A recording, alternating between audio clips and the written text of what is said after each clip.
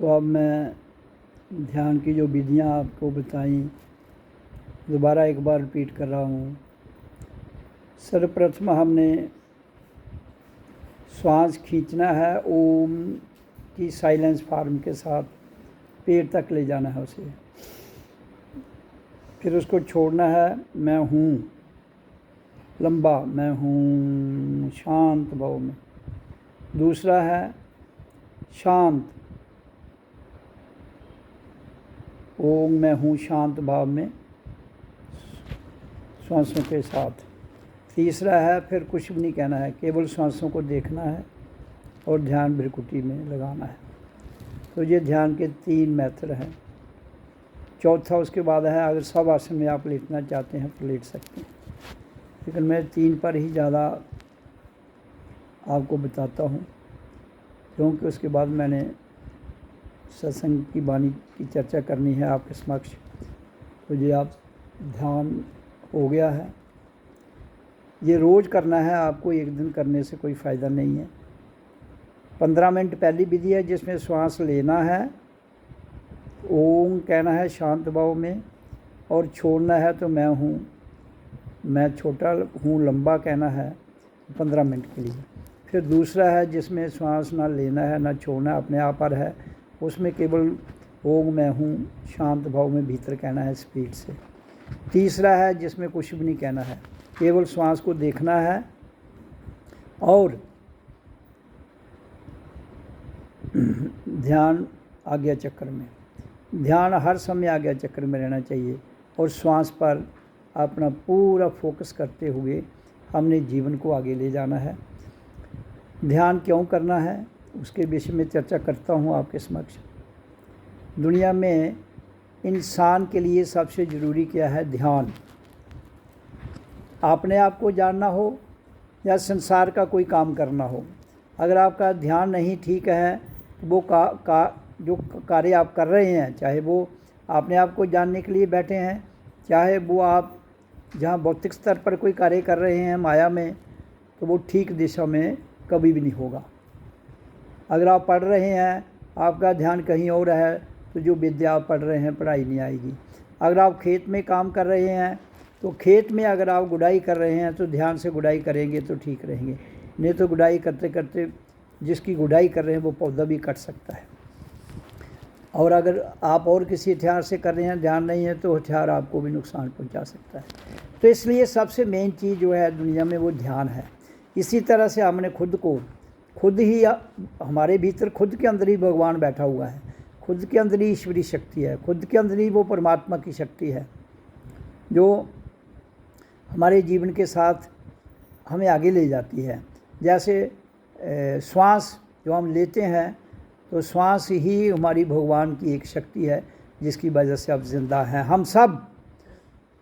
उधर किसी प्रकार का भेदभाव नहीं है, लड़का हो लड़की हो, नर हो नारी हो, वृद्ध हो नौजवान हो, सबको श्वास के द्वारा ही जिंदा रखा जाता है और रहता है। अगर श्वास आए फिर जाए, फिर आए फिर जाए, तो जीवन चलता रहेगा। अगर श्वास आए जाए और फिर वापस ना आए तो छुट्टी है। तो फिर आप कहते हैं ना भगवान ने हमें जीवन दिया है, तो वो कौन है? श्वास से जीवन, इसलिए उस पर पूरा ध्यान दो, आपका जीवन बिल्कुल शांत भाव से आनंदित गुजरेगा। और दूसरा आवाज़, ध्वनि। जन्म के समय जो बच्चा जिंदा होता है वो ध्वनि के कारण और श्वास के कारण, 2 ही चीज़ें हैं। और ध्वनि क्यों मिली है? आवाज़ बोलने के लिए, ताकि हम अपनी बात दूसरे को समझा सकें। किसी भाषा के, जिस देश में हम पैदा होते हैं वो भाषा हम जानते हैं, सीखते हैं, और उसी भाषा के आधार पर हम दूसरों से चर्चा करते हैं। तो आपस में परस्पर मेल करना, दूसरों से चर्चा करने का नाम ठीक दिशा में काम करना ध्यान है। इसलिए दुनिया में कोई काम करना हो, भगवान से चर्चा करनी हो, समाज से चर्चा करनी हो, अपने आप से चर्चा करनी हो, तो हमें ध्यान की आवश्यकता है। इसलिए मूल मंत्र ध्यान है जीवन में। कहीं भी आप जाइए, अगर ध्यान और रोड पर जाते हो तो लिखा है ध्यान घटा, ध्यान हटा तो दुर्घटना घटा। जैसे ही आपकी नज़र हटेगी आप गाड़ी चला रहे हैं, अगर सीधा चल के नहीं चलाने तो ध्यान नहीं दे रहे हैं अपने आगे, तो आप दाएं बाएं ध्यान दोगे तो गाड़ी आपके कंट्रोल से बाहर हो जाएगी। तो इसलिए ध्यान की बहुत महत्ता है। तो ध्यान किन किन बातों पर देना है? श्वास पर और अपनी जुबान पर जो हम बोलते हैं। बड़े संभल के बोलिए, बड़े शांत बोलिए और अपने श्वास को बड़े शांत से लीजिए और शांत से छोड़िए, तो आपका जीवन बढ़ जाता है। आप कहते हो भगवान जीवन बढ़ाता है, वो आपका श्वास है। हम 1 मिनट में 12 से 18 सांस लेते हैं, तो अगर हम 1 मिनट में कम सांस लेंगे तो जीवन लंबा है, सांसों पर निर्धारित है। जैसे एक बैंक में आपका 1 लाख रुपया है, तो अगर आप उसको बड़े ठीक तरीके से खर्चते हैं तो वो साल भी चल जाएगा। अगर आप उसको गलत तरीके से खर्चते हैं तो वो 10 दिन में भी ख़त्म हो सकता है। तो ये आपने देखना है। इसी तरह से जहाँ हम माया को इतने ध्यान से बचा के रखते हैं, इसी तरह से हमने अपनी सांसों को भी बचाना है। क्योंकि अगर आपका जीवन है तो सब कुछ है, जीवन चला गया तो फिर कुछ भी नहीं, फिर ना मकान, ना दुकान, ना बच्चे, ना बीवी, कुछ नहीं। अब जीवन चला गया तो फिर क्या है? फिर तो कुछ भी नहीं है। तो इसको जीवन बहुत सुरक्षित है, इसको सुरक्षित रखना हमारा काम है। परमात्मा में कोई मारता नहीं है। वो कहता ना मैं तुम्हें पैदा करता हूँ ना मारता हूँ। पैदा तुम्हें प्रकृति करती है, प्रकृति तुम्हें ले जाती है। क्योंकि शरीर हमारा जो है वो प्रकृति का है। प्रकृति किसको कहते हैं? काल को, टाइम एंड स्पेस। जहाँ टाइम एंड स्पेस, हमारा शरीर टाइम एंड स्पेस में है, इसलिए प्रकृति टाइम एंड स्पेस को कहते हैं। प्रकृति स्वभाव को कहते हैं, प्रकृति नेचर को कहते हैं, और प्रकृति में हमारा जीवन है। अगर आप थोड़ा 2-4 किलोमीटर ऊपर चले जाओ, 10 किलोमीटर ऊपर चले जाओ, आप जिंदा नहीं रह पाओगे, क्योंकि वहाँ श्वास है, ऑक्सीजन नहीं है। तो ऑक्सीजन कहाँ है? धरती पर। तो हमारे जीवन के लिए ऑक्सीजन ज़रूरी है, और ऑक्सीजन वो किस में है? हवा में। जिस हवा में ऑक्सीजन पर्याप्त होगी तो वो अगर ऑक्सीजन लोगे आपका जीवन लंबा होगा। जिस हवा में ऑक्सीजन नहीं होगी, धुआं होगा, वो आपके जीवन को कम कर देगा। तो इसलिए वातावरण को साफ़ सुथरा रखना हमारा काम है। तो वातावरण को साफ़ सुथरा रखने के लिए हमें पौधे लगाने चाहिए, क्योंकि पौधे जब हम श्वास छोड़ते हैं तो वो कार्बन डाइऑक्साइड को खाते हैं और ऑक्सीजन देते हैं। तो ऑक्सीजन हमारे शरीर के लिए ज़रूरी है, कार्बन डाइऑक्साइड हमारा नुकसान पहुंचाती है, इसलिए पौधे उसे खा जाते हैं। तो हमें बचाने का काम पौधे करते हैं। ऑक्सीजन देंगे वो और कार्बन डाइऑक्साइड खा जाएंगे। तो जो बड़ का पौधा है उसको लोग पूछते हैं ना, बड़ को कोई जब हिंदुओं में कोई मर जाता है तो 1 साल उसको पानी देते हैं। वो किस लिए? और भी पौधे हैं उनको क्यों नहीं देते हैं? क्योंकि वो पौधा एक ऐसा है जो 24 घंटे ऑक्सीजन देता है, जो हमारे जीवन के लिए बहुत जरूरी है। वो रात को भी ऑक्सीजन देता है, दिन को भी, जबकि बाकी पौधे जो हैं वो दिन को ऑक्सीजन देते हैं और रात को ऑक्सीजन खाते हैं। उल्ट वो कार्बन डाइऑक्साइड छोड़ते हैं, और इसलिए कहते हैं रात को दरख्त के नीचे नहीं छोड़ना चाहिए।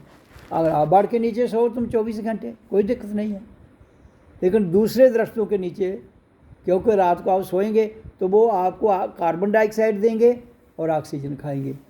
तो फिर कोई कहता है ओ यार मैं वहाँ सोया, मुझे भूत ने पकड़ लिया। वो भूत ने नहीं पकड़ लिया, आपकी एनर्जी कमज़ोर पड़ गई, आपका मन कमज़ोर पड़ गया।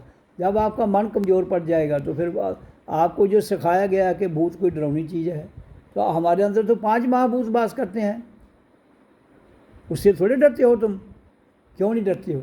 हमारा शरीर 5 महाभूत, मिट्टी, पानी, आग, हवा और शब्द से बना है। सबका, हर इंसान का, वो नर नारी जो भी हो, उसका शरीर 5 चीज़ों से बना है। तो इसका अर्थ क्या हुआ कि हमारे पास इतनी बड़ी शक्तियाँ हैं फिर भी हम डरते हैं। उसका कारण क्या है कि हमारी जब शरीर कमज़ोर हो जाता है तो मन भी कमज़ोर पड़ जाता है, मन कमज़ोर पड़ता है तो शरीर भी कमज़ोर पड़ जाता है। इसलिए जो मेरी क्रांति है जिसकी मैं बात करता हूँ, इनकलाब, वो है फिज़िकली फिट। शारीरिक तौर पर हम बिल्कुल फिट होने चाहिए, मेंटली स्ट्रांग, मानसिक स्थिति हमारी स्ट्रांग होनी चाहिए, स्पिरिचुअली अवेयर, अपने आप के बारे में हम क्या हैं उसके प्रति पूरी जानकारी होनी चाहिए। ये है रास्ता सही, ये सही रास्ता है सबके लिए, नर नारी, नौजवान, बूढ़ा, कोई भी हो। This is the only base, यही एक मार्ग है जो सबके लिए प्रेम की भाषा सिखाता है और हमारे अंदर ऊर्जा को जिंदा रखता है। जो ऊर्जा हमें सांसों के द्वारा मिलती है। हमें ऊर्जा कब मिलती है? जब हम सांस लेते हैं तो ऑक्सीजन जाती है, उससे हमें ताकत मिलती है, और जब सांस छोड़ते हैं तो कार्बन डाइऑक्साइड बाहर जाती है, तो गंदगी बाहर निकलती है। तो जिसको बचाना हमारा काम है। तो जब हम ओम करते हैं, ओम की ध्वनि, जैसे मैंने कहा अंदर खींचो, छोड़ो, हूँ में छोड़ो, तो हम कार्बन डाइऑक्साइड जब लेंगे तो ओम के द्वारा लेंगे तो वो प्यूरीफाई होके आएगी। तो इसलिए हमें उस श्वास को प्यूरीफाई करना है। और जब खुद ही जो प्यूरीफाई, जैसे पानी है, एक्वागार्ड में आप लगाते हो तो प्योर हो जाता है ना, गंदा पानी जो है। इसी तरह से जब हम ओम के साथ श्वास लेते हैं, जब छोड़ते हैं, वो शुद्ध हो जाती है और वो कार्बन डाइऑक्साइड को खा जाती है। इसलिए उसको करने की ज़रूरत है। इसलिए हमें जीवन के रहते हुए वो काम करना है जिससे मानवता का भला हो, खुद का भी हो और दूसरों का भी हो। सत्संग यही कहता है, खुद का भी भला करो, दूसरों को भी करो। और सबके पास ज़रूरत क्या है? रोटी, कपड़ा और मकान हर एक को चाहिए। बच्चे को भी चाहिए, नौजवान को भी, बूढ़े को भी, औरत को भी, आदमी को भी चाहिए। बेसिक नीड आदमी की क्या है? रोटी, कपड़ा और मकान, सबको मिलनी चाहिए। इधर ऐसा नहीं होना चाहिए कि एक आदमी अरबपति हो, दूसरे एक बार रोटी खाने को ना हो। तो इसको भी हमने व्यवस्था को देखना है। ज़्यादा पैसे होने से क्या हो जाएगा और गलत आदतें पड़ेंगी। इसलिए मेरी तो एक बड़ी सीधी सी सोच है, सिंपल, कि जैसे मान लो आपकी ये पंचायत है स्मैलपुर, इसमें 2 गांव हैं, तो 2 लंगर खोल दो भाई, 3 खोल दो, सब लोग एक ही लंगर में खाना खाएं, काम करें। क्योंकि कर्म भूमि है ना, हम सबको काम करना है। जब बच्चा 14, 16 साल, 18 साल का हो जाता है, अगर तो वो काम कर रहा है, ट्रेनिंग कर रहा है, पढ़ रहा है तो पढ़े। अगर वो कोई ट्रेनिंग नहीं करना चाहता, पढ़ना नहीं चाहता, तो उसको काम दे दो भाई, काम दो तो रोटी दो। वो माँ बाप का बोझ तो उतर जाएगा ना, नहीं तो माँ बाप को ही सारी उम्र बोझ उठाना पड़ के तो आधे तो पागल हो जाएंगे वो। तो अगर गवर्नमेंट एक पंचायत में, जैसे हमारे गांव में पंचायतें हैं, उसके बाद ब्लॉक हैं, उसके बाद तहसील है, उसके बाद डिस्ट्रिक्ट हैं, तो पंचायत लेवल पर ये एक ऐसी मूवमेंट चलाएं कि जिसमें लंगर हो। सब आदमी सुबह ब्रेकफास्ट मिले, दोपहर को लंच मिले, शाम को चाय पानी, रात को डिनर, और उसके साथ लंगर सब वहाँ जाएं खाएं टाइम से। उससे पहले उसके साथ ही एक मेडिटेशन हॉल, जिसमें लोग बैठें, जो मैंने बताया है वैसा करें, तो झगड़े खत्म हो जाएंगे। हिंदू, मुसलमान, सिख, ईसाई, बौद्ध, जैन, ब्राह्मण, खत्री, वैश्य, सब झगड़े खत्म, सब एक लंगर में खाएं। ऐसे हम घरों में बनाते हैं, लेडीज़ बनाती है या आदमी बनाए, कोई भी बनाए, उस लंगर में ही वही लोग अपनी पंचायत को चलाएं, वही खाना बनाएं और वही सब उधर खाएं, तो झगड़े खत्म। हम सब इंसान हैं। हमारी जात क्या है? इंसान। हमारा धर्म क्या है? इंसानियत। हमारा लक्ष्य क्या है? रूहानियत। ये तो यहाँ बांट दिया है, ये राजपूत, ब्राह्मण, ये खत्री, ये वैश्य, ये शूद्र, ये तो यहाँ बांटा हुआ है। तो उसको मिटाने के लिए हम सबको आगे आना पड़ेगा, क्योंकि इंसान ने ही ये जात पात बनाई है ना, तो ख़त्म परमात्मा ने थोड़े करनी है ना। अगर कोई चीज़ हमारे समाज को बांटती है, अगर कोई चीज़ हमारे समाज को नुकसान पहुंचाती है, तो उसको ठीक करने का तरीका देने के लिए ये परमात्मा ने हमें दिमाग दिया है। तो उसका एक सिंपल सा जो मेरा अंतःकरण कहता है, वो ये कहता है कि लंगर फ्री, क्योंकि ये गवर्नमेंट का काम है। काम लेना, जैसे फौज में देखो ना, क्या दिक्कत है? सब फौजी काम करते हैं, सुबह लंगर में रोटी, दोपहर को चाय, शाम, वैसा सिस्टम हो जाए तो क्या दिक्कत है? कोई दिक्कत नहीं, कोई जात पात नहीं रहेगी, कोई किसी से किसी को नफरत नहीं रहेगी। बेसिकली तो हम सब इंसान हैं ना। ये तो बार मोर लगी, जब बच्चा पैदा होता है वो एक ही आवाज़ निकालता है, ओ आ, और एक ही सांस लेता है, उसी के जो आ रहा है सब एक। हम 10 लोग यहाँ बैठे हैं जो सांस ले रहे हैं, एक ही आवाज़ आ रही है हमको कि अलग अलग आ रही है? बताओ ना मेरे को। हम यहाँ बैठे जो बोल रहे हैं शब्द, श्वास ले रहे हैं छोड़ रहे हैं, श्वास तो एक ही है, दो तो नहीं है। तो सब उसी से जिंदा है। तो फिर हिंदू, मुसलमान, सिख, ईसाई, बौद्ध, जैन ये क्यों बने? लड़ाइयों के लिए, झगड़ा करने के लिए। तो झगड़ा करने से क्या होता है, आदमी की आयु कम हो जाती है, टेंशन हो जाती है ना। जब दिमाग पर टेंशन हो जाएगी तो उम्र कम हो जाएगी। तो अगर सब फ्री हैं करो, हाँ सबको काम देना है, बेला कोई नहीं रहना चाहिए। ਜਿਹੜਾ बेला है 16 साल का, उसको रोटी नहीं दे, वो लंगर में खाना नहीं खा सकता, कहीं भी नहीं मिलेगा उसे। इसलिए हर आदमी को काम दिए। हाँ, जो पढ़ना चाहता है, उसके बाद अफसर बनना चाहता है, उसको भी वही खाना दिया जाए। हाँ, अफसर का ये काम है, मान लो एक डीसी लग जाता है, तो डीसी का काम क्या है, पूरे डिस्ट्रिक्ट को देखना। तो उसको गाड़ी दे दो घूमने के लिए भाई, उसको सहूलत दे दो ना। रोटी तो सबको खानी है, डीसी भी तो इंसान है, रोटी तो वो भी खाते हैं, हम भी खाते हैं। रोटी तो सबको एक बराबर मिलनी चाहिए। एक मसला हल। कपड़ा भी सबको चाहिए, मकान भी सबको चाहिए। रोटी कामन लंगर में सब खाएं, और उसके बाद मकान और कपड़ा। कपड़ा फैक्ट्रियों में बनता है, दुकानों में बिकता है। दुकानें हर पंचायत में खोल दो, जो एक ब्रांड आता है सबको दे दो। उसके बाद बढ़िया ब्रांड आता है वो दे दो। जो भी बढ़िया घटिया ब्रांड आता है एक ही ब्रांड दो सबको। उसके बाद दूसरा ब्रांड आ जाए वो दो उनको। सब एक ही ब्रांड लगाएं, जो भी आता है, उसमें रंगों का कोई भेदभाव नहीं, ब्रांड एक ही हो सबके लिए। तो इसलिए वो दूसरा मसला। रही मकानों की बात, मकान। अब आपका ये गांव है, जो इधर 200 घर होगा, मान लो 200 घर हैं। अब ये आपका, यहाँ मैं सत्संग कर रहा हूँ, बोल रहा हूँ, ये मकान है, ये मान लो ये 3 बेडरूम है। तो इसके ऊपर 10 मंजिलें और बन सकती हैं, बन सकती हैं कि नहीं? इसकी फाउंडेशन थोड़ी गहरी करो, सरिये डालो, इसकी 10 मंजिलें और, तो एक मंजिल में एक फैमिली, तो 10 मंजिल में 10 फैमिली आ गई, आपकी जगह बचेगी। तो इस तरह से जितने भी लोग हैं उनको क्वार्टरों में रख दो, वो भी गवर्नमेंट बनाए। आपने कुछ करना ही नहीं है, आपको सिर्फ कर्म करना है, जो वो देते हैं, जो वो काम देते हैं वो करना है। तो काम डिवाइड, पंचायत में सरपंच होता है, मेंबर होते हैं, और 10-20 मेंबर उसमें ऐड कर लो, 10 लेडीज़ 10 आदमी, बराबर, दोनों का बराबर अधिकार है, नर और नारी का। औरत का भी उतना अधिकार है जितना इंसान का है। वही श्वास औरत लेती है, वही श्वास आदमी लेता है। इसलिए कोई भेदभाव नहीं है, उसके घर में कोई भेदभाव नहीं है। भेदभाव हमने बनाया इंसान का, इंसान के भीतर। उस भेदभाव को ख़त्म करने के लिए आप ये फ्लैट बना दो, फर्स्ट क्लास पक्के फ्लैट, जगह बन जाएगी, तो आपका पूरा गांव आ जाएगा। उसमें और गुंजाइश रखो, कल को आबादी बढ़ती है और फ्लैट ऊपर बनाते जाओ, तो जब साथ में कितनी जगह बच जाएगी। इस तरह जितनी एक जगह आपने लीजिए, इसमें 10 फैमिली आ जाएंगी, कोई दिक्कत नहीं। एक नीचे एक ऊपर ऐसे रहे।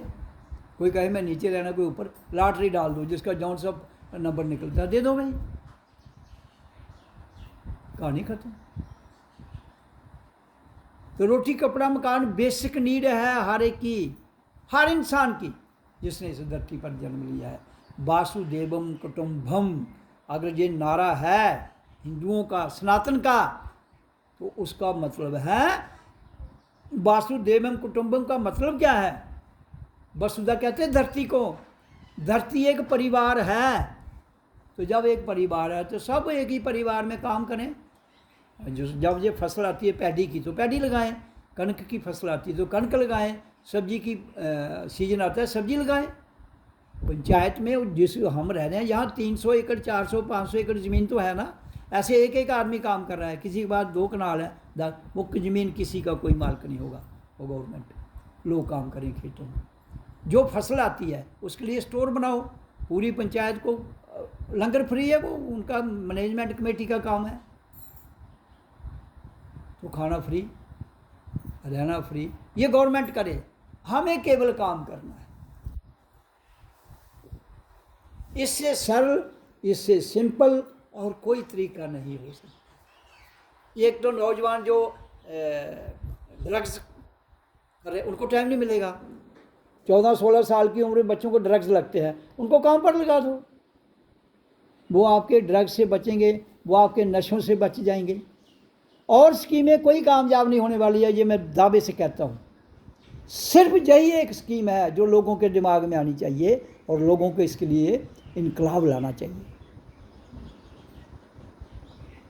जो परमात्मा एक है, उसके लिए मैं कहता हूँ ये मकान बन गए, मेडिटेशन जहाँ लंगर बनाना है कामन, वहाँ उसके साथ एक खुला मेडिटेशन हॉल बना दो, 300-400 लोगों के लिए, जितने बाहर रहते हैं, जो भी आए पहले वो 10 मिनट ध्यान में बैठे, उसके बाद खाना खाए। वो 24 घंटे खुला रहेगा, लंगर भी खुला है। जीवन को सुखी करना है तो अगर इन्हीं चक्रों में रहना है, आपके जो जितने भी धर्म के ठेकेदार हैं, कोई कोई कोई किसका गुरु कोई है, किसका गुरु कोई है, तो वो गुरु भी बांट देंगे। पहले तो नेताओं ने बांट दिया, अब गुरु बांट देंगे, तो जनता तो नहीं बेवकूफ़ बनेगी।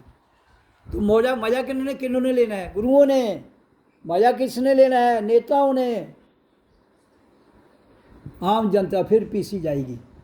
किस तरह से? जिस तरह आज पीछे जा रहे हो।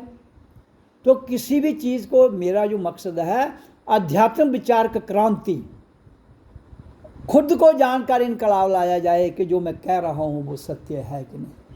ये नहीं कि मैं जो कह रहा हूँ उसको मानो, उसके ऊपर मंथन करो। भाई आपको बुद्धि मिली है, आपको दिमाग मिला है, आपको मन मिला है, आपको सोच मिली है, आपको शरीर मिला है, मंथन करो अपने अंदर से कि जो मैं कह रहा हूँ वो ठीक है कि नहीं। अमीर लोग नहीं मानेंगे, अमीर कभी नहीं मानेगा। उसको क्यों मानना है? उसके पास अरबों रुपया है। ये तो हिंदुस्तान में कितने लोग हैं जिनके पास अरबों रुपया है? नॉर्मल आदमी, हर आदमी रोटी के लिए दिन रात लगा हुआ है, वो फिर भी कई जगह उसकी पूरी नहीं होती है, क्योंकि उसको सिस्टम नहीं छोड़ते हैं। तो जब ये मसला हल हो जाएगा फिर सब कुछ ठीक हो जाएगा। कॉमन, ये कॉमन ज़मीन है, सबके लिए है, किसी एक की नहीं है। सबको रहने का अधिकार है। कोई हिंदू मुसलमान नहीं है, कोई सिख ईसाई नहीं है, हम सब इंसान हैं। जब हम सब इंसान हैं तो हमारा फ़र्ज क्या बनता है? इंसान को बचाया जाए। इंसान हमारी जात है, इंसानियत हमारा धर्म है, रूहानियत हमारा कर्म है। उसको जानना। तो मेरा सत्संग करने का मतलब ये नहीं कोई साधु सन्यासी बनाना है ना, केवल जगाना है। जागो, ताकि तुम जिन चक्रों में फंसे हो उनसे निकल जाओगे। छोटे छोटे डर, आपको डर क्यों लगता है? यार मेरे बच्चे की नौकरी मिली जा। आपको डर क्यों लगता है? बच्चा पढ़ के कोई काम नहीं मिला, तो बच्चे को नौकरी नहीं मिली, तभी कन्फ्यूज हो ना। जब ये सारा काम हमने ब्लॉक लेवल, पंचायत लेवल पर कर लेंगे तो हमें दिक्कत ही कोई नहीं है, क्योंकि सबको रोटी मिलेगी एक जैसी, सबको मकान मिलेगा एक जैसा, सबको कपड़ा मिलेगा एक जैसा। मेरी ये क्रांति है। जब तक हम ये श्वास को काबू नहीं करेंगे, ध्यान नहीं देंगे, जब हम अपने आप को नहीं जानेंगे, तब तक कोई भी मानने को तैयार नहीं होगा।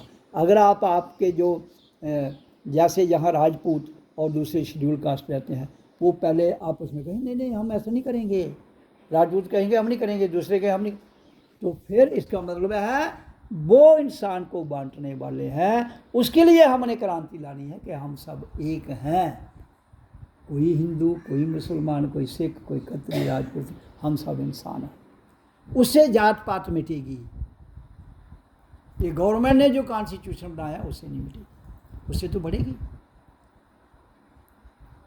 देखो, अगर आज आप अमीर हैं, आप थोड़े कहेंगे मैं गरीब हो जाऊं, फिर आप अपने ही परिवार को आगे लाओगे। तो नेता जो हैं वो यही करेंगे। आज वो एमएलए हैं, कल अपने बच्चों को लाएंगे, तो गड़बड़ होगा, क्योंकि वो अपनी फैमिली को पालेगा। आपको तो बेवकूफ़ बनाएगा वो जात के नाम पर। मैं तुझी जाती ना पे मेरी वोट पायो, तो तुम्हें बेवकूफ़ बनना। इसलिए मैं कहता हूँ कि जानो, ओम का उच्चारण करो, ये श्वासों को कंट्रोल करो, स्वयं को जानो, फिर ये जो बात है ये गाँव में सेटल करो। गाँव वालों को प्रैक्टिस करके वो दिखाओ, इसमें दिक्कत कोई नहीं है, कोई मुश्किल काम थोड़ी है। अब सिखों के जितने गुरुद्वारे हैं वहाँ खाना मिलता है, लंगर लगाया मिलता है नहीं। अगर वो मैनेजमेंट, अगर फौज मैनेजमेंट कर सकती है तो आम जनता को मैनेजमेंट करने में क्या दिक्कत है, मुझे बताओ, बताइए, है कोई दिक्कत नहीं है। इस पर क्रांति का जोर दीजिए अगर आपने सुखी रहना है या आपके बच्चों को सुखी रहना है, नहीं तो गृह युद्ध होगा। गृह युद्ध का मतलब क्या होता है कि लोग आपस में भी लड़के मर जाएंगे। कैसे? जहाँ जिद होगी तो शेड्यूल कास्ट राजपूतों के खिलाफ लड़ेगा, जैसे हिंदू मुसलमान के खिलाफ लड़ता है, मुसलमान इनके खिलाफ, तो मरो लड़ो, मेरा क्या जाना है। अगर लड़ना मरना ही चाहते हो तो वो आपकी मौज है, लेकिन मैं चाहता हूँ धरती पर आए हो, ये स्वर्ग है, इसको स्वर्ग से नरक तुम बनाओगे, स्वर्ग बना के रखोगे तो तुम ही रखोगे, तुम्हारे बिना कोई इधर देवता नहीं आना है जिसने आप किसी धरती को स्वर्ग बनाना है। तुम स्वयं में ही देवता हो, तुम स्वयं में ही भगवान हो। सिर्फ तुम्हारी बुद्धि ठीक चलनी चाहिए, तुम्हारे विचार ठीक होने चाहिए, तुम्हारी बुद्धि ठीक होनी चाहिए, तुम्हारी सोच ठीक होनी चाहिए, तब जाकर बदलाव आएगा। कोई भीख मंगा नहीं रहेगा, कोई गरीब भी नहीं रहेगा, ये मेरी गारंटी है 100%। लेकिन इसको करना किसने है? हमारे नेता लोग, क्योंकि हुकूमत उनके पास है। हमारे धर्मगुरु, इन दोनों को मिलके, नेता को और धर्मगुरु को मिलके जो मैंने बात कही है उसे मानना होगा, उस पर चलना होगा, मानना नहीं, चलना है। अगर नहीं चलोगे तो आदमी को काट कर खा जाएगा।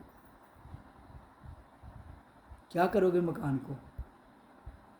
सुना आपने कल कश्मीर में वो टनल बन रही है जुजीला में, वो वहाँ लेबर काम कर रही थी, 7 मतलब अब शाम को वो खाना खा रही, जो भी उसमें काम वर्कर हैं, मिलिटेंट आए, फायरिंग की धड़ाधड़, 7, एक डॉक्टर मर गया, 6 वो मर गए जो काम कर रहे थे टनल में। मारा क्यों? क्योंकि वो श्रीनगर के नहीं थे, वो बाहर के थे, बिहार के, मध्य प्रदेश के, अलग अलग, वो टारगेट करके उनको मार दिया। अगर वो आज मार रहे हैं, कल को उनको कोई मारेगा। तो इस तरह से जो युद्ध की स्थिति है ये भड़केगी। अगर वही चाहती है दुनिया तो मेरा कुछ नहीं जाएगा भाई, वो तुम लोगों के ही बच्चे खोए जाएंगे, जहाँ तुम चले जाओगे, जहाँ तुम्हारे बच्चे छीन लिए जाएंगे। अब जो माँ बाप के बच्चे बिहार से, उड़ीसा, मद्रास और असम, मध्य प्रदेश, गुजरात वगैरह से यहाँ श्रीनगर काम करने आए हैं, उनका क्या कसूर है भाई? क्योंकि उन्हें धरती पर जन्म लिया। और 2 लोग आए जंगल से उठ के फायरिंग करके उनको मार के चले गए। अभी इनकी हुकूमत बने हुए 4 दिन में नहीं हुए हैं, और जहाँ से वो लोग मरे हैं वो कॉन्स्टिट्यूंसी किसकी है पता आपको? जो चीफ मिनिस्टर बना है उमर अब्दुल्ला, वहाँ से जीता है, उसकी कॉन्स्टिट्यूंसी में ये हाल है। तो कैसे चलेगा ये दुनिया कैसे बचेगी? नहीं बच सकती। अभी मैं कल सुन रहा था टीवी पर, एक वो मुसलमान स्टेटमेंट दे रहा है कि हमारे 2 MLA हैं महाराष्ट्र में, अगर हमारे 6 MLA और आ जाएं, 8 हो जाएं, तो हम पूरे हिंदुस्तान को मुसलमान जो है उसकी तरफ आंख उठा के नहीं देख सकते। भाई तुम किसी को मारते जाओ, तुम्हें कोई कुछ ना कहे। और तुम्हारी स्टेट, हमारी स्टेट तो बड़ी गड़बड़ है, यहाँ तो 70 से 80% आबादी मुसलमानों की है। ये मैं वहाँ की बात बता रहा हूँ या उनकी आबादी ही कम है, तो कैसे जिंदा रहो? मेरा ये मतलब नहीं कि मुसलमानों को मारो, ना हिंदू मुसलमान को मारे, ना मुसलमान हिंदू को मारे। रियलाइज करें, रियलाइज अंदर से होगा, अंदर झांकी लगाएं, सांसों को कंट्रोल करें, सांस को छोड़ें, जो मैं बता रहा हूँ वैसे करें, बदलाव आता है। बदलाव आएगा, तुम भी सुरक्षित, सब सुरक्षित। जब हम कहते हैं हम पूरे, हमारा सबका खुदा एक है, तो फिर खान पीन भी एक जैसा क्यों नहीं रखते हो? कपड़े जैसे लगाने में क्या दिक्कत है? बढ़िया कपड़े बढ़िया दो, सबको बढ़िया आता है बढ़िया दो ना, और बढ़िया आता है सबको दो ना एक जैसा। क्यों किसी को भड़कना पड़े? जब आपका गांव है, सब ने एक जैसे सूट डाले होंगे, किसी को कोई गिला नहीं रहेगा, इसने बढ़िया डाला है, इसने घटिया डाला, सबको बढ़िया दो। घटिया आता है तो घटिया दो, सबको सब लगाओ भाई। उससे क्या होगा? इंसान के अंदर ईर्ष्या कम होगी, राग द्वेष कम होगा, एक दूसरे के प्रति ये नहीं यार इन्हें बड़ा बढ़िया पाया, मैं घटिया पाया। मन तो सबके अंदर है, फीलिंग सबकी है।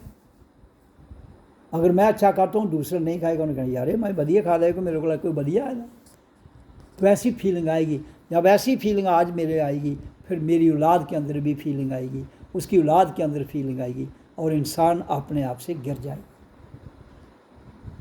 जबकि ये परमात्मा का कोई सिद्धांत नहीं है, ये प्रकृति का सिद्धांत है कि 5 उंगलियां जो हैं ये इकट्ठी रहती हैं। थोड़ा बहुत अंतर है, ज़्यादा अंतर नहीं है इसमें। इतना अंतर तो हर कोई सहन कर सकता है। ये वाला अंतर नहीं कि एक को सोया है वो रोड पर है, दूसरा जिसकी 27 मंजिल कोठी है वो वहाँ यशी कर रहा है। तो मेरा सत्संग कोई साधु बनाना नहीं है, मैं सिर्फ कहता हूँ जागो। हर किसी को जागना है। ये धरती हम सबकी है, जितनी मेरी है उतनी आपकी, जितनी प्राइम मिनिस्टर की उतनी एक आम आदमी की, जितनी प्रेसिडेंट की उतनी ही एक आम आदमी की। तो जब हम सब एक हैं तो झगड़े का एक हैं। कोई बुत तो इतना रामदा खड़ा कर रहा, कोई कुसादा कर रहा, कोई तो वो भाई उससे मुसलमान मस्जिद में अपनी कुरान रख के बैठा है, हिंदू गीता रख के बैठा है। तो झगड़े कहते हो हम सब भाई हैं, तो झगड़े का के हैं भाई। जब कहता है मजहब नहीं सिखाता आपस में बैर रखना, तो मजहब के नाम पर तो सारी लड़ाइयाँ हो रही हैं इधर। तो वो कौन सा मजहब है जो बैर नहीं सिखाता और आपका झगड़ा हो रहा है? इसका अर्थ है कि इन्होंने धर्म के नाम पर जो धर्म के ठेकेदार हैं उनको भी ये इनकी बुद्धि जो खराब हो गई है उसको ठीक करनी। मुसलमान कहता है कुरान ठीक है, हिंदू कहता है गीता ठीक है, कोई कहता है दोनों ठीक हैं। मैं मान लिया दोनों ठीक हैं, तो फिर दोनों को ठीक हो जाना चाहिए। हिंदू को भी हो जाना चाहिए, मुसलमान को भी हो जाना चाहिए ना। वो ठीक होना चाहता है, मुसलमान तो चाहते हैं नहीं मैं ठीक हो जाऊँ, वो कहता है मैं ठीक हूँ बाकी ठीक नहीं है। ये हु विल वेरीफाई, इसकी कौन तस्दीक करेगा कि वो ठीक है तो हम गलत हैं? ये तो झगड़ा है ना। इसलिए कॉमन प्लेटफॉर्म फॉर ऑल, एक ही लंगर में सब खाना खाएं, एक ही मेडिटेशन हॉल में सब श्वास सब लेते हैं, आवाज़ सबकी है। आवाज़ है जन्म के समय ओ आ, उसी को ओम कहते हैं, उसी आवाज़ का नाम ओम है। और श्वास जो सबको आ जाती है। ये दो ही तो गुरु हैं, तीसरा गुरु कहाँ से आ गया बीच में? हाँ, इंसान जो देहधारी है वो इसका प्रचार कर सकता है, जिसने जाना है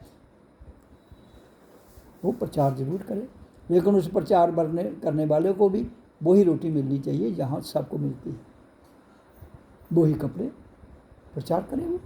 किसी को कोई लोग जो भड़के हुए ये बिगड़े हुए हैं उनको समझाना कोई गलत बात नहीं, उनको मेन स्ट्रीम में लाओ, तब जाकर सत्संग की समझ आती है। गुरु तो बड़े ने, कोई कोई कोई कोई थे 11 गुरु ने, करोड़ा गुरु ने। हिंदुस्तान च 5 करोड़ से बावे बैठे थे चरस पीने वाले। कैसे बावे हम? जितने आते हैं कोई चरस पी रहा, कोई किस कर, क्या है ये नशा भी कर रहे हैं, आम आदमी भी कर रहा है, वो भी कर रहे हैं। तो इन चीज़ों को ख़त्म करने के लिए हमें, ये हर कौम में है, मुसलमान भी नशे करता है, थोड़ा अंतर होगा। तो इन नशों को से बचने के लिए, अपनी नौजवान पीढ़ी को बचाने के लिए हमें जागना होगा और जगाना होगा। शिक्षा फ्री रखो, क्यों फीसें देनी है स्कूलों में आपने? चाहे कोई प्राइवेट में पढ़े या गवर्नमेंट में पढ़े, फ्री वो गवर्नमेंट करे अरेंजमेंट। गवर्नमेंट के स्कूल में बच्चा कोई जाता नहीं, प्राइवेट में जा रहे हैं, तो या उनको बंद करो या उनको बंद करो भाई। तो या सबको काम न रखो, और जनता को क्यों पीछे जा रहे हो? आपका मकसद है शिक्षा देनी, तो उस पंचायत में ही, जिस पंचायत में आपका स्कूल खोल दो, कॉमन स्कूल, सब बच्चे उसी स्कूल में जाएंगे, फिर जाकर दुनिया में अमन शांति आ सकती है। बाकी जो इनका तरीका है, ये जो लोकतंत्र कहते हैं वोट डालो तो राज करो, वो फिर जात पात उबड़ेगी, फिर वो तेल में उबलेगी। वो कोई भी आदमी बहुत स्वार्थी है, लालची है, वो हमेशा जब कॉमन नई चीज़ होगी तो वो अपने ओर खींचेगा, करप्शन बढ़ेगी। जब पैसा नहीं किसी को देना, आपकी ज़रूरत जो है दे दो ना, पैसा क्यों देना है? पैसा दोगे तो बहुत स्टॉक में ले जाएगा आदमी, स्टॉक में रखेगा, गड़बड़ करेगा। इसलिए पैसा गवर्नमेंट के पास रहे, हम काम करें, गवर्नमेंट हमारा खर्चा करें। तो कॉमन लंगर हर पंचायत में हो, सिटी है तो उसमें वार्ड होता है, एक वार्ड में एक लंगर, दूसरे और कोई आदमी किसी भी लंगर में खाना खा सकता है, कोई किसी भी लंगर में, कोई पाबंदी नहीं। अगर कोई सिटी जाता है काम के लिए तो वो सिटी के लंगर में उधर खा सकता है। आधार कार्ड इशू कर दो ना आप, जैसे किए हैं, आधार कार्ड दिखाए खाना खाए। वो इसलिए कि कोई बाहर का आदमी तो नहीं आ रहा है हिंदुस्तान में उनको चेक करने के लिए। हाँ, वो भी अगर आता है कोई बाहर से तो वो भी खाना खा सकता है, लेकिन है कौन, कोई गड़बड़ा आदमी तो नहीं है जो हमारी यूनिटी को तोड़ना चाहता हो, जो हमारे भीतर नफरत डालना चाहता हो। वो तो सत्संग का अर्थ ये है जो मैंने बताया। इसलिए आपको ये तो करना ही करना है जो मैं बता रहा हूँ। श्वास को ओम के साथ श्वास को खींचो, मैं हूँ लंबा करो, ओम मैं हूँ, ओम मैं हूँ, ओम मैं हूँ। ये इसलिए क्योंकि ये आवाज़ हमें जन्म के समय मिली है, ये ध्वनि हमें जन्म के समय मिली है, श्वास भी हमें जन्म के समय मिला है। इसलिए दोनों का प्रयोग करो, ये दोनों गुरु हैं, इन दोनों गुरुओं को काबू में कर लोगे तो आपका जीवन सुखी बन लंबा। कोई डॉक्टर की जरूरत नहीं रहोगा। अगर हाँ डॉक्टर रहे, मैं नहीं कहता नहीं पढ़े, लेकिन ऐसा करने से हमारे शरीर को बीमारियां भी नहीं लगेंगी। अगर जो आदमी ऐसे लंबा श्वास खींचता है तो श्वास कम लेंगे नहीं तो जीवन बढ़ेगा, और जब हम शांत बैठते हैं तो श्वास वैसे ही थम जाती है, बिल्कुल वो कम चलती है, तो जीवन बढ़ेगा आपका। जो आप 12 से 18 श्वास लेते हैं उसकी जगह आप कितने 2, 3, 4 सांस ही लेंगे ना, तो जीवन लंबा। तो इसलिए हमें इन बातों को ध्यान में रखते हुए ये सत्संग का प्रचार करना है, और इस बात पर जोर देना है। आपका एमएलए, आपका सरपंच उनको ये राय दो कि ऐसा करो। वो कहते हैं नहीं हो सकता, उनको कहा नहीं हो सकता तो भजन करके दिमाग को ये खोलो। ये श्वास जो हम बता रहे हैं क्रिया को रोको, तो इससे तुम्हारे पुर्जे खुलेंगे। जो सो गए हैं, जिनको जंग लग चुका है पुर्जों को, वो पुर्जे को तेल दो तो नया नहीं हो जाता है, वो नए हो जाएंगे। कहा मुश्किल है, नामुमकिन नहीं। मुश्किल ज़रूर है लेकिन नामुमकिन नहीं। लेकिन इस मुश्किल को आसान हम ही बना सकते हैं। बना तभी पाएंगे जितना हम स्वार्थ से ऊपर उठ के बात करेंगे, जितना हम जात पात से ऊपर उठ के बात करेंगे, जितना हम रंग रेश भाषा वेशभूषा से ऊपर आएंगे।